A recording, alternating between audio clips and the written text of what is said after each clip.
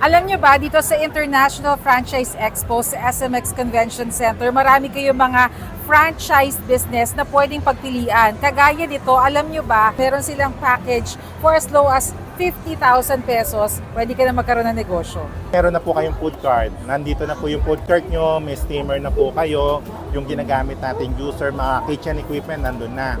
Dadagdagan mo na lang ng kalan, freezer, no? Tapos additional product. Etong Happy House Donuts, for as low as 50,000 pesos, pwede ka na rin mag-franchise. At alam nyo ba, wala raw talo dahil yung mga donuts na maaaring matira sa inyo in a day, lahat returnable. Yung franchise package namin is 50,000 lang, napakamura. Tsaka yung quality ng donut namin, talagang sigurado kami na masarap.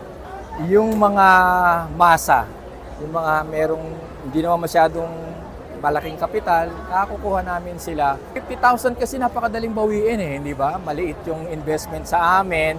So madali nilang mababawi. Yung mga franchise kami na 2 weeks lang nabawi na Isa rin sa mga affordable franchise na makikita nyo dito sa Expo, yung Big Brew. For as low as 300,000 pesos, franchise holder ka na. Dahil affordable, itong 23 years old na si Vince, nakapagpatayo na ng 14 branches. Nagsimula po ako ng June 2023 and then ngayon pong April ay meron na po akong 13 and 14 branches na po. Ito namang si Jem, 23 na ang branches. Nag-start kami ng isa, May 1. And then after June 1, we're able to come up with 3 stores already. That's why after, I think, 3 years, we're handling 23 branches nationwide. Una po namin napundar yung sasakyan ko, the Brio, and then the Nissan. 2 sasakyan na po. And then going to 3 properties already.